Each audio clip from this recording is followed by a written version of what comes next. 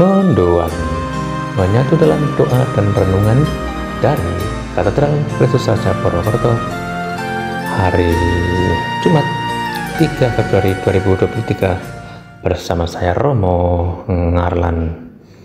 Saudara-saudari sahabat Tuhan terkasih, selamat pagi berkah dalam.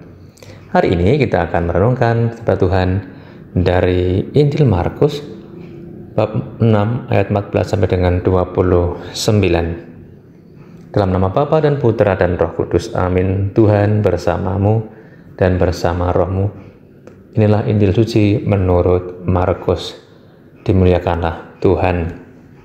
Pada waktu itu Raja Herodes mendengar tentang Yesus, sebab namanya memang sudah terkenal, dan orang mengatakan Yohanes Pembaptis sudah bangkit dari antara orang mati, dan itulah sebabnya kuasa-kuasa itu bekerja di dalam dia. Yang lain mengatakan dia itu Elia. Yang lain lagi mengatakan dia itu seorang nabi, sama seperti nabi-nabi yang dahulu. Waktu Herodes mendengar hal itu, ia berkata, bukan, dia itu Yohanes yang sudah kupenggal kepalanya dan kini bangkit lagi. Memang Herodeslah yang menyuruh orang menangkap Yohanes dan membelenggunya di penjara berhubung dengan peristiwa Herodias, istri Filipus saudaranya, karena Herodes telah mengambilnya sebagai istri. Karena Yohanes pernah menegur Herodes, tidak halal engkau mengambil istri saudaramu. Karena kata-kata itu Herodias menaruh dendam pada Yohanes dan bermaksud membunuh dia, tetapi tidak dapat. Sebab Herodes segan akan Yohanes karena ia tahu bahwa Yohanes adalah orang yang benar dan suci. Jadi ia melindunginya. Tetapi setiap kali mendengar Yohanes, hati Herodes selalu terombang-ambing. Namun ia merasa senang juga mendengarkan dia. Akhirnya tiba juga kesempatan yang baik bagi Herodias ketika Herodes pada hari ulang tahunnya mengadakan perjamuan untuk para pembesar, para perwira, dan orang-orang terkemuka di Galilea. Pada waktu itu putri Herodias tampil lalu menari, dan ia menyukakan hati Herodes serta tamu-tamunya. Maka raja berkata kepada gadis itu, mintalah daripadaku apa saja yang kau ingini, maka akan kuberikan kepadamu. Lalu Herodes bersumpah kepadanya, apa saja yang kau minta akan kuberikan kepadamu, sekalipun itu setengah dari kerajaanku. Anak itu pergi dan menanyakan ibunya, apa yang harus kuminta? Jawab ibunya, kepala Yohanes Pembaptis.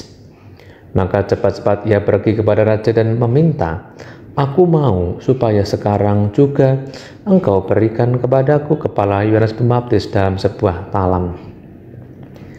Maka sangat sedihlah hati raja, tetapi karena sumpahnya dan karena segan terhadap tamu-tamunya, ia tidak mau menolaknya.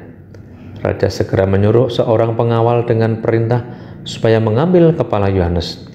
Orang itu pergi dan memenggal kepala Yohanes di penjara. Ia membawa kepala itu dalam sebuah talam dan memberikannya kepada gadis itu, dan gadis itu memberikannya pula kepada ibunya. Ketika murid-murid Yohanes mendengar hal itu, mereka datang dan mengambil mayatnya, lalu membaringkannya dalam kubur. Demikianlah sabda Tuhan, terpujilah Kristus. Saudara-saudari sahabat Tuhan yang terkasih, Herodes dan Herodias karena tidak suka dan benci pada Yohanes, kemudian dendam. Dendam ini mengakibatkan kematian pada Yohanes. Dendam itu juga ternyata telah mengalahkan nilai-nilai kebenaran dan keadilan yang diperjuangkan oleh Yohanes Pembaptis selama ini. Ketidaksukaan, amarah, benci, dan dendam ini tidak selaras dengan kehendak Allah, bahkan bertentangan dengan perintah Allah untuk saling mengasihi. Saudara-saudari sahabat Tuhan terkasih, kita dipanggil masing-masing untuk saling mengasihi satu sama lain, bahkan mendoakan orang-orang yang memusuhi kita, yang membenci kita.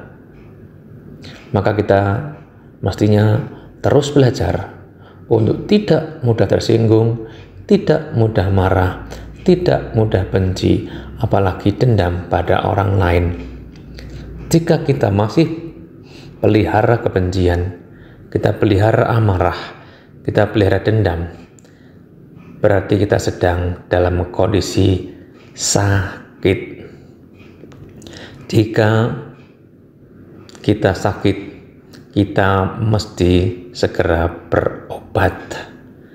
Datanglah mohon kesembuhan kepada Tuhan Yesus. Dan juga kita mesti terus belajar dalam hal pengendalian diri agar tidak dikuasai amarah dan dendam. Dengan demikian, hidup kita selaras dengan kehendak Allah sendiri. Tuhan memberkati. Allah Bapa kami yang Maha Pengasih, kami bersyukur atas kasih-Mu hari ini, atas sabda yang boleh kami renungkan. Ya Tuhan, semoga dengan sabda-Mu ini kami semakin hari semakin dapat mengasihi sesama kami. Kami berani untuk menanggalkan dan meninggalkan kebencian, amarah, dan balas dendam. Kuasailah kami dengan Roh Kudus-Mu ya Tuhan, agar hidup kami dipenuhi dengan semangat kasih, bahkan berani mendoakan musuh-musuh dan orang-orang yang membenci kami. Berkatilah hari ini dan pekerjaan yang akan kami laksanakan. Semoga selaras dengan kehendak-Mu sendiri, demi Kristus Tuhan dan pengantara kami. Amin. Saudara-saudara, mari kita mohon berkat Tuhan. Tuhan bersamamu dan bersama roh-Mu. Semoga Allah yang Maha Kuasa memberkati saudara sekalian dan pekerjaan hari ini, dalam nama Bapa dan Putra dan Roh Kudus. Amin. Saudara-saudari, selamat beraktivitas. Tuhan memberkati. Salam mendoan.